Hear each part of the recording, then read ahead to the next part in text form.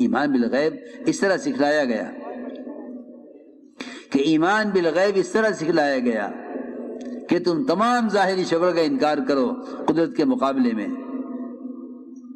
کہ ایمان اس طرح سکھلایا گیا، اس لیے فرمایا کہ ایمان بالغیب اصل ہے، ایمان بالغیب اصل ہے۔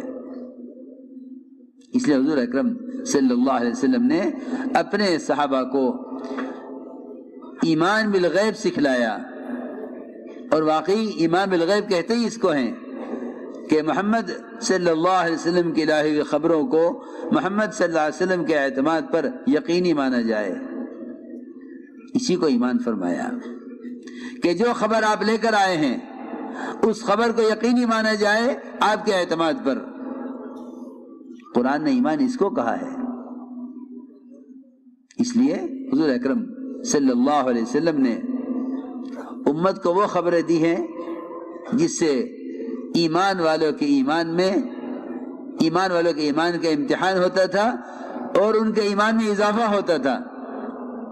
منافقین خبریں سنتے تھے، ان کے شک میں اضافہ ہوتا تھا، اور اللہ کو نہ ماننے والے وہ خبریں سنتے تھے تو ان کے انکار میں اضافہ ہوتا تھا،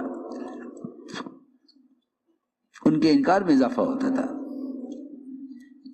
عجیب بات ہے، حضور اکرم صلی اللہ علیہ وسلم نے ایک خبر دی،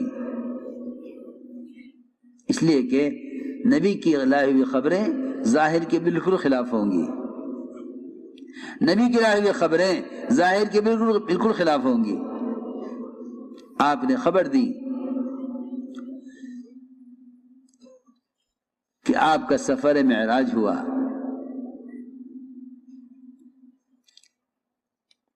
رات کی کسی ایک حصے میں جسم کے ساتھ تمام آسمانوں کی سیر، ایک مہینے کا سفر بیت المقدس تک، بیت اللہ سے بیت المقدس تک ایک مہینے کا سفر، وہاں سے آسمانوں کا سفر رات کی کسی حصے میں ہو گیا۔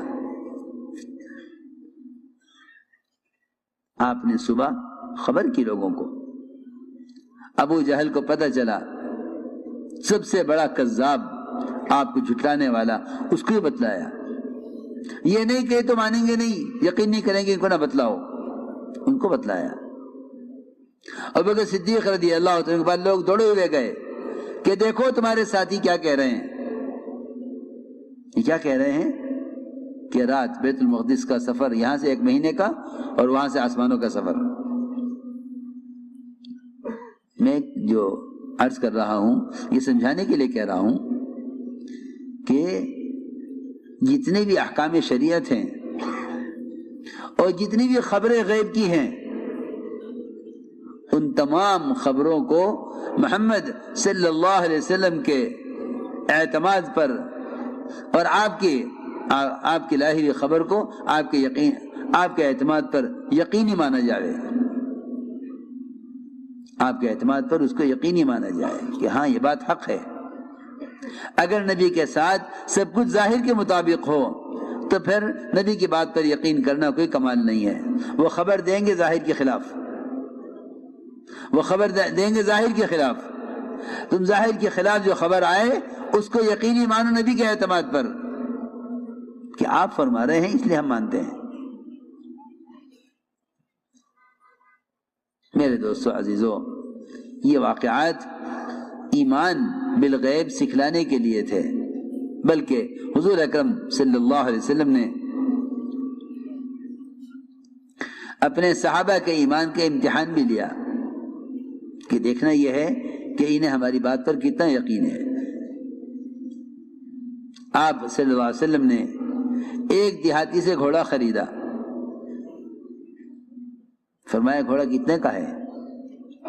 اس نے کہا کہ اتنے کا ہے۔ معاملہ ہو گیا، آپ گھوڑے کی قیمت دینے کے لیے آگے بڑھے، گھوڑے والا گھوڑا لے کر پیچھے تھا، آپ آگے بڑھ گئے، اس لیے کہ آپ جلدی قیمت دینا چاہتے تھے۔ لوگ ملے گھوڑے والے سے، گھوڑا بیچو گے؟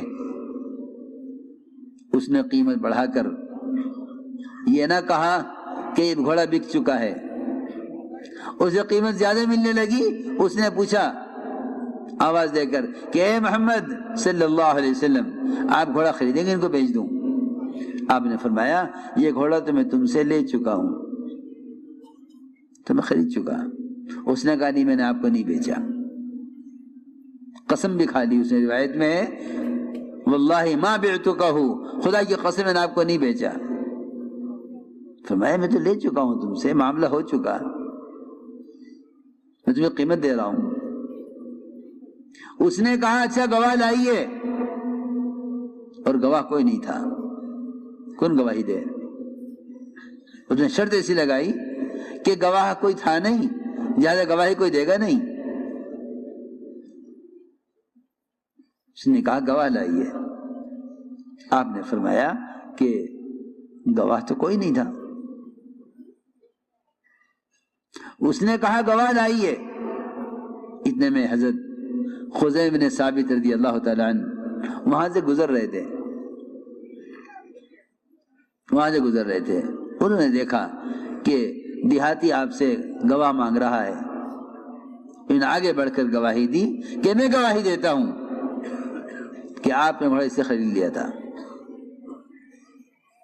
آپ نے فرمایا صحابی سے تم نے گواہی کیسے دی؟ تم نے گواہی کیسے دی ہے؟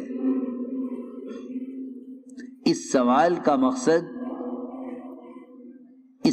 مقصد گواہی کا انکار کروانا نہیں تھا۔ اس سوال کا مقصد گواہی کا انکار کرانا نہیں تھا، اس سوال کا مقصد صحابی کے ایمان کا امتحان لینا تھا۔ دیکھو بہت ضروری بات ہے، اس سوال کا مقصد صحابی کے ایمان کا امتحان لینا تھا۔ خدا نہ کرے انکار کر دے تو کفر ہے کہ مجھے تو نہیں معلوم کہ آپ سچ کہہ رہے ہیں غلط کہہ رہے ہیں، میں تو تھا نہیں موقع پر۔ اور اگر اپنے سننے دیکھنے سے زیادہ یقین محمد صلی اللہ علیہ وسلم کی لائی ہوئی خبر کا ہے تو پھر یہ ایمان ہے۔ جواب دیا میں کیوں نہ تصدیق کروں، میں کیوں نہ گواہی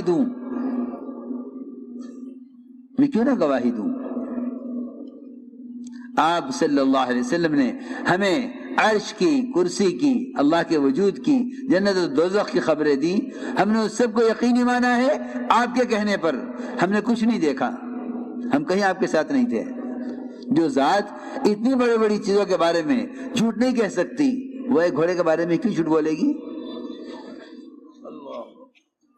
آپ نے فرمایا کہ آج سے خزیمہ اتنے سچے ہیں کہ آج سے خزیمہ کی تنہا کی گواہی 2 کے برابر مانی جاوے۔ ہر کام میں 2 گواہ چاہیے، لیکن خزیمہ اگر گواہی دیں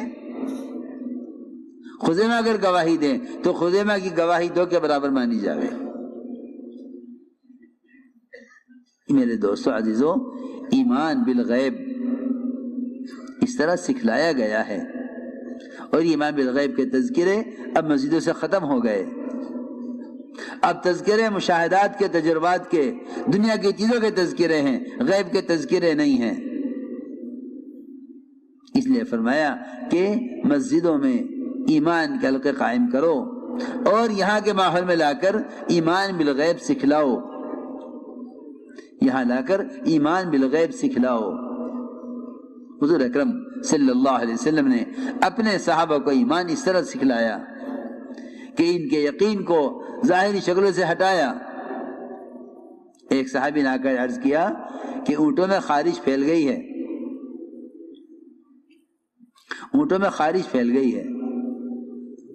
آپ نے سوال کیا کہ اونٹوں میں خارش کیسے پھیل گئی؟ عرض کیا کہ ایک اونٹ کو خارش ہو گئی تھی، پھر سب کو ہو گئی۔ آپ نے فرمایا یہ بتاؤ پہلے اونٹ کو خارش کہاں سے ہوئی؟ کہ اگر اونٹوں سے خارش اونٹوں میں پھیلی ہے، پہلے اونٹ کو خارش کہاں سے ہوئی؟ عبداللہ ابن عمر رضی اللہ تعالیٰ عنہ ایسے کوڑی کے ساتھ بیٹھ کر ایک پلیٹ میں کھانا کھاتے تھے کہ جس کی انگلیوں سے خون بہ رہا ہوتا تھا، یہ زخم جس کی انگلیوں میں زخم ہوا کرتے تھے اس کے ساتھ کھانا کھاتے۔ لوگ کہتے کہ اسے کوڑ کا مرض ہے، فرماتے اللہ کا امر اس کے لیے ہے، میرے لیے نہیں ہے۔ جب اللہ کا امر میرے لیے ہوگا تو میں اس مرض سے بچ نہیں سکوں گا۔ یہ تو نہیں، قدرت کا نظام اتنا کمزور تو نہیں، قدرت کا نظام وہ تو نہیں کہ ایک کے لیے حکم ہوا تھا سب کو خارش ہو گئی۔ نہیں میرے دوستوں بزرگوں، کوئی پتہ حرکت کرتا نہیں جب تک اللہ کا امر نہ ہو۔ مولا علی فرماتے تھے سارے انبیاء علیہ السلام جمع ہو کر اگر ایک شخص کو ہدایت پر لانا چاہیں تو اللہ کی مشیت کے بغیر نہیں لا سکتے۔ اللہ رب العزت جو چاہتے ہیں وہ کرتے ہیں، اللہ رب العزت جو چاہتے ہیں وہ کرتے ہیں، کوئی دم نہیں مار سکتا۔ اللہ جو چاہتے ہیں وہ کرتے ہیں، مگر اس یقین کو اگر نہ سیکھا تو مسلمان یہ کہے گا کہ اگر حکام چاہ لیتے تو کام ہو جاتا، اگر وزیر چاہ لیتے تو کام ہو جاتا، صدر چاہ لیتے تو یہ کام ہو جاتا، اگر یہ مالدار چاہ لیتے تو یہ کام ہو جاتا۔ اللہ نے فرمایا وَمَا تَشَاءُونَ إِلَّا أَن يَشَاءَ اللَّهُ، جتنے انبیاء، اولیاء، صلحاء، وزراء، ساری دنیا کے عمراء، خدا کی قسم سب بھی ایک وقت میں جمع ہو جائیں، سب بھی ایک وقت میں جمع ہو جائیں اور ایک پتے کو حرکت دینا چاہیں، اللہ کی قسم اللہ کی مشیت کے بغیر نہیں دے سکتے۔ تو یقینی بات ہے اللہ کو بولا جانا امت نے اجتماعی طور پر چھوڑ دیا ہے۔ کیا چھوٹے چھوٹے اسباب آج کل کے حکام لیے بیٹھے ہیں۔ مسلمان دیکھ دیکھ کر یہ کہتا ہے کاش یہ اسباب ہمارے پاس ہوتے تو ہم غالب آ جاتے، اگر یہ چاہ لیتے تو یہ کام ہو جاتا، اگر چاہ لیتے تو یہ کام ہو جاتا۔ نہیں، دیکھو خود غور سے اللہ رب العزت نے اسباب کو دو چیزوں سے بھرا ہے۔ دنیا کو اللہ نے دو قسم کے اسباب سے بھرا ہے، ایک اسباب زینت، ایک اسباب معاش۔ اسباب زینت، اسباب معاش، ان دو سے بھرا ہے دنیا کو، اور دونوں میں مسلمان کا امتحان ہے۔ اسباب مومن کے اطمینان کے لیے نہیں ہے، مومن کے اطمینان کے لیے احکام ہیں۔ الا بذکر اللہ تطمئن القلوب، اللہ کی یاد میں اس کو یاد رکھو، اس کے احکام میں اس کو یاد رکھو، اس کی عبادت میں اس کو یاد رکھو، اس کے انعامات میں اس کو یاد کرو، اس کے نام سے، اس کے کام سے، تو پھر تمہیں دلوں کا اطمینان حاصل ہوگا۔ اسباب امتحان کے لیے ہیں، احکام اطمینان کے لیے ہیں، اسباب امتحان کے لیے ہیں اور اعمال اطمینان کے لیے ہیں۔ مومن حکم پورا کر کے مطمئن ہے، مجھے کوئی پرواہ نہیں تجارت میں کیا ہوگا کیا نہیں ہوگا، میں نے تجارت میں حکم پورا کر دیا، میں کامیاب ہوں۔ مولانا عیسیٰ فرماتے تھے حاجت کا پورا ہونا کامیابی نہیں ہے، حکم کا پورا ہونا کامیابی ہے۔ لوگ سمجھتے ہیں کہ حاجت پوری ہو گئی تو کامیاب، حاجت پوری نہ ہوئی تو ناکام، ایسا نہیں ہے۔ حاجت کا پورا ہونا یا نہ ہونا یہ کامیابی نہیں ہے، بلکہ حکم کا پورا ہونا کامیابی ہے، حکم کا ٹوٹنا ناکامی ہے۔ اس لیے دوستو عزیزو اچھی طرح سمجھ لینا کہ اللہ نے اسباب دنیا کو دو طرح کے اسباب سے بھرا ہے، ایک اسباب معاش اور ایک اسباب زینت۔ دونوں میں امتحان ہے، دونوں میں امتحان ہے، دونوں میں امتحان ہے۔ ان کے پاس اسباب ہیں کیا؟ جو اسباب اللہ تعالی نے اللہ اکبر سلیمان علیہ السلام کو وہ اسباب دیے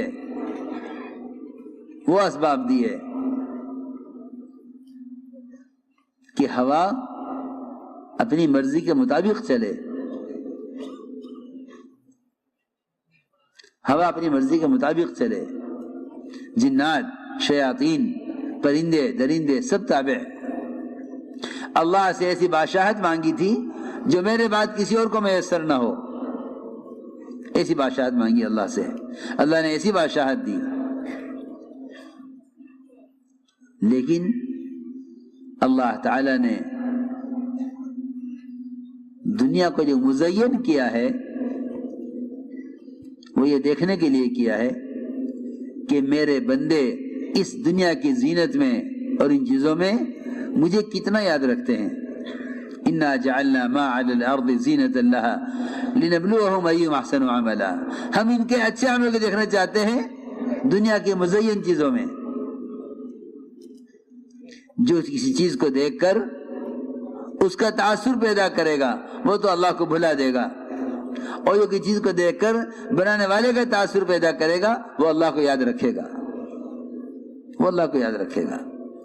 سلیمان علیہ السلام گھوڑے دیکھنے میں مشغول ہوئے، ایسے گھوڑے جو انتہائی خوبصورت تھے، دوڑنے والے بھی، اڑنے والے بھی، تیرنے والے بھی، ایسے گھوڑے، ان کو دیکھنے میں مشغول ہوئے کہ عصر کی نماز قضا ہو گئی، سورج ڈوب گیا۔ گھوڑوں کا معائنہ کرنے میں ایسے مشغول ہو گئے کہ سورج ڈوب گیا، عصر کی نماز قضا ہو گئی۔ لیکن عصر کی نماز کے قضا ہونے کا غم، عصر کی نماز کے قضا ہونے کا غم، کسی کے گھر میں موت ہو جائے نہ کھانے میں مزہ نہ پینے میں مزہ، لوگ آئیں گے پڑوس تسلی دینے کے لیے، لوگ آئیں گے تعزیت کے لیے، لیکن نمازیں ضائع ہو جائیں کوئی تعزیت کرنے والا نہیں، کوئی تعزیت کرنے والا نہیں۔ بیمار ہو جاؤ تو 100 آنے عیادت کرنے کے لیے، آج نماز چھوٹ گئی کوئی عیادت کرنے والا نہیں۔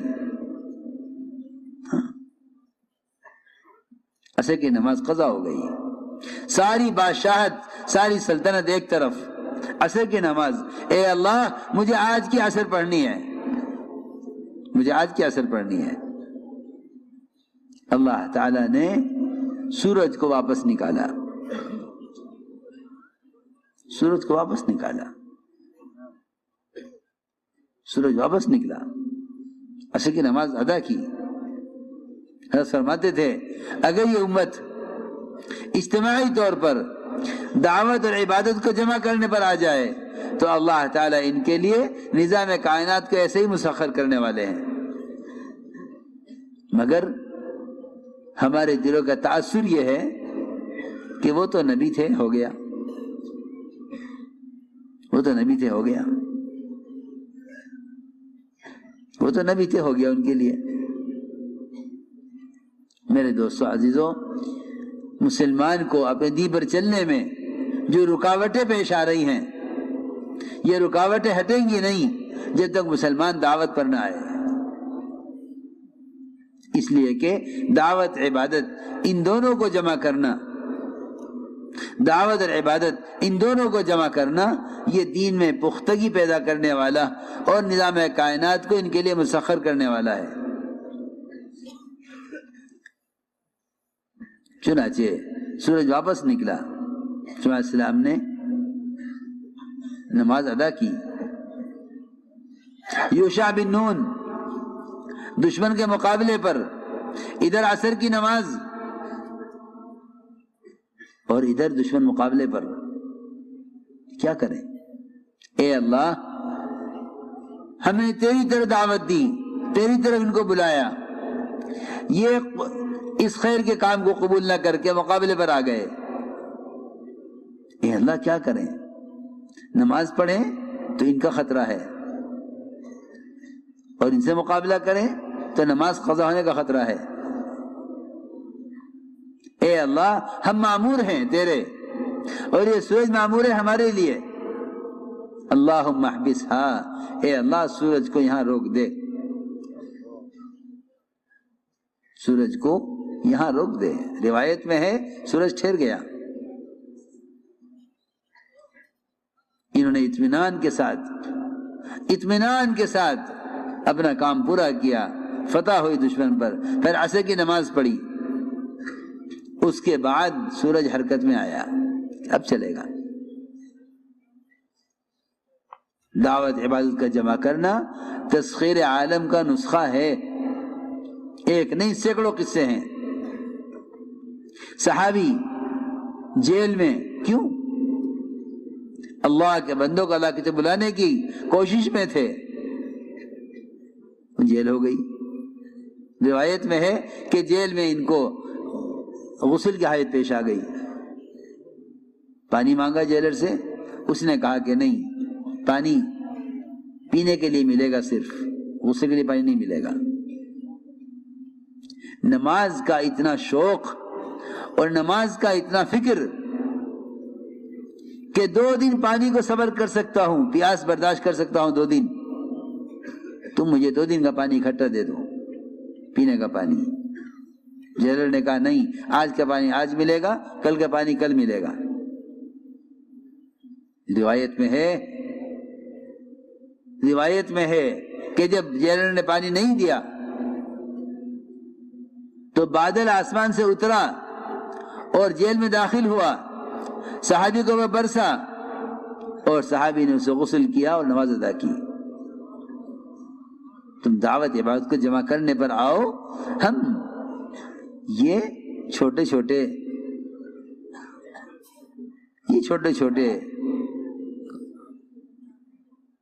کائنات کے نقشے اور یہ چھوٹے چھوٹے انتہائی محتاج حکام، ان کے ہاتھ میں رکھا کیا ہے؟ ہاتھ میں رکھا کیا ہے؟ وہ تو جب کوئی اللہ کو بھلا دیتا ہے، پھر وہ ان فقراء کی خوشامد کرتا ہے۔ انبیاء علیہ السلام نے آ کر سب سے پہلا کام یہ کیا کہ ان کی نظروں کو اپنے اللہ کے غیر سے اللہ کی ذات کی طرف پھیرا۔ پہلا کام یہ ہے کہ ان کی نظر کو اللہ کے غیر سے اللہ کی ذات کی طرف پھیرا، پہلا کام یہ کیا۔ اس لیے میرے دوستوں، بزرگوں، عزیزوں، میں نے عرض کیا کہ اپنے ارادوں کو، اپنی چاہتوں کو اللہ کی چاہت پر موقوف کرو، اپنی چاہت کو اللہ کی چاہت پر موقوف کرو، کہ تمہارے چاہنے سے کچھ ہوگا ہی نہیں جب تک اللہ نہ چاہیں۔ تم خیر کے کام میں بھی کامیاب نہیں ہو سکتے جب تک اللہ نہ چاہیں۔ سلیمان علیہ السلام نے یہ چاہا تھا کہ اپنی اولاد میں سے 100 مجاہد اللہ کے دین کی محنت کے لیے تیار کریں۔ اللہ نے آزمایا، اعلیٰ نسل کی بیویاں، اعلیٰ قوت، اعلیٰ ارادہ، اعلیٰ نیت، 100 تاجر نہیں بلکہ 100 مجاہد اپنی اولاد میں سے اللہ کے دین کی محنت کے لیے۔ فرشتے نے کہا انشاءاللہ کہہ لو، لیکن انشاءاللہ کہنا بھول گئے انشاءاللہ کہنا۔ 100 بیویوں سے صحبت کی، ایک کو حمل ٹھہرا، 99 بیویوں کو حمل نہیں ٹھہرا۔ کیوں؟ اور وہ ایک حمل بھی ضائع ہو گیا۔ اللہ نے دکھلایا کہ تم ہماری چاہت پر، ہمارے کرنے پر، اپنی ارادے کو موقوف کیے بغیر کچھ نہیں کر سکتے۔ میرے دوستو، عزیزو، سوچو تو صحیح، جو اسباب اللہ نے انبیاء علیہ السلام کو راضی ہو کر دیے تھے، جب ان اسباب میں اللہ کی چاہت کے بغیر وہ کچھ نہیں کر سکتے، تو جو اسباب اللہ نے غیروں کو ناراض ہو کر دیے ہیں یا اغیار، ان اسباب میں کیا کر سکتے ہیں؟ سوچنے کی بات ہے، تھوڑا سا عقل کو استعمال کرو۔ وہ اسباب جو اللہ نے اخیار کو، انبیاء علیہ السلام کو راضی ہو کر دیے ہیں، جب وہ اس میں اللہ کی چاہت کے بغیر کچھ نہیں کر سکتے، تو وہ اسباب جو اللہ نے غیروں کو ناراض ہو کر دیے ہیں، وہ ان اسباب میں کیا کر سکتے ہیں؟ ہم ہر اللہ کے غیر سے امید لگائے بیٹھے ہیں۔ اللہ کے غیر سے امید لگائے بیٹھے ہیں۔ حضرت فرماتے تھے اللہ کی ذات عالی سے فائدے اٹھانے کے لیے کائنات کا یقین نکلنا شرط ہے۔ اللہ کی ذات عالی سے فائدے اٹھانے کے لیے کائنات کا یقین نکلنا شرط ہے۔ حضرت فرماتے تھے یہ استفادہ قدرت کے لیے کائنات کا یقین نکلنا شرط ہے،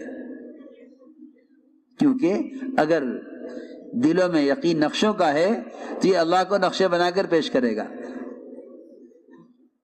اگر دلوں میں یقین نقشوں کا ہے اللہ کو نقشے بنا کر پیش کرے گا۔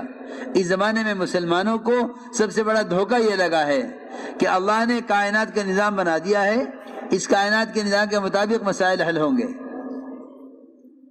نہیں، ایسا نہیں ہے، ایسا نہیں ہے، بلکہ اللہ کی قدرت وعدوں کے ساتھ ہے، وعدے حکموں کے ساتھ ہیں، اسباب کے ساتھ قدرت بھی نہیں ہے، وعدہ بھی نہیں ہے۔ قدرت بھی نہیں، وعدہ بھی نہیں۔ اللہ کی قدرت وعدوں کے ساتھ ہے اور وعدے حکموں کے ساتھ ہیں، اسباب کے ساتھ قدرت بھی نہیں ہے، وعدہ بھی نہیں ہے۔ اس لیے سب سے بڑی چیز، سب سے بڑی قوت اللہ کے ساتھ گمان ٹھیک کر لینا ہے، اللہ کے ساتھ گمان ٹھیک کر لینا ہے، کیونکہ اللہ نے فرمایا میں اپنے بندے کے گمان کے اعتبار سے معاملہ کروں گا۔ اس لیے یاد رکھو، ایمان والے اور بغیر ایمان والے ان دونوں کے درمیان مقابلہ ہوگا۔ مومن کی نظر خبر پر ہوگی اور غیر مومن کی نظر کائنات کے نقشوں پر ہوگی۔ عجیب بات ہے، خبر نظر کا مقابلہ ہوگا، خبر نظر کا مقابلہ ہوگا۔ خبر یقینی ہے، نظر غیر یقینی ہے۔ اللہ رب العزت اپنے بندوں کے ساتھ معاملہ وہ کریں گے جو بندے اپنے رب کے ساتھ گمان رکھیں گے۔ ایک آدمی نے آ کر کہا ابو درداء آپ کا مکان جل گیا ہے، فرمایا نہیں، غلط کہہ رہے ہو۔ دوسرا آیا، ابو درداء کہاں ہو، مکان جل رہا ہے، فرمایا نہیں، غلط کہہ رہے ہو۔ تیسرا آیا، ابو درداء کہاں ہو، مکان جل رہا ہے، فرمایا غلط کہہ رہے ہو، میں کیسے یقین کر لوں؟ تمہاری خبر کا اور تمہاری بات کا یقین کرنا میرے مکان کو جلا دے گا، اور تمہاری بات کا انکار کرنا میرے مکان کو بچا لے گا۔ اصل بات یہ تھی، اگر میں تمہاری بات کا یقین کر لوں تو میں اللہ کی ذات سے فائدہ نہیں اٹھا سکتا۔ تمہاری بات کا یقین کر لینا مکان کو جلا دے گا، تمہاری بات کا انکار کرنا مکان کو بچا لے گا۔ اصل بات یہ تھی، اس واقعے سے سکھلانا یہی تھا کہ ابو درداء مکان جل رہا کہ نہیں، اللہ نہیں جلائیں گے، اللہ نہیں جلائیں گے۔ تمہیں جلتا ہوا نظر بھی آ رہا ہو تب بھی اللہ نہیں جلائیں گے، کیونکہ میرا اللہ کی ذات کے ساتھ یقین یہ ہے۔ میرے دوستو، یقین کا تعلق اعمال سے ہے، خیالات سے نہیں ہے۔ یقین کا تعلق عمل سے ہے، خیال سے نہیں ہے۔ اس زمانے میں دعوے ہیں، عمل نہیں ہے۔ انہوں نے کہا میں کیسے یقین کر لوں کہ میرا مکان جل گیا جب میں صبح یہ دعا پڑھ چکا ہوں، اللہم انت ربی لا الہ الا انت علیک توکلت وانت رب العرش العظیم ما شاء اللہ کان وما لم یشاء لم یکن۔ میں یہ دعا پڑھ چکا ہوں تو مکان کیسے جل جائے گا؟ یہ کیسے ہو سکتا ہے کہ اللہ ادھر مجھے دعا سکھلا دے اور مجھ سے وعدہ کر لے ادھر میرا مکان جلا دے؟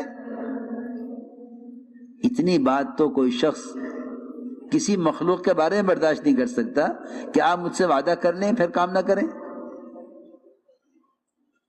وہ مخلوق جو محتاج ہے اس کی وعدہ خلافی لوگ برداشت نہیں کر سکتے۔ وہ خالق جو قادر ہے، جو خالق جو قادر ہے، کہ اس کا وعدہ جھوٹا کیسے ہو سکتا ہے؟ وہ مخلوق جو محتاج ہے، لوگ ان کے وعدے یاد دلاتے ہیں ان کو، آپ نے وعدہ کیا تھا، آپ نے وعدہ کیا تھا، آپ وعدہ خلافی کر رہے ہیں۔ مخلوق تو وعدہ خلافی کر سکتی ہے محتاج ہونے کی وجہ سے، لیکن خالق وعدہ خلاف نہیں ہے کیونکہ وہ محتاجگی سے پاک ہے۔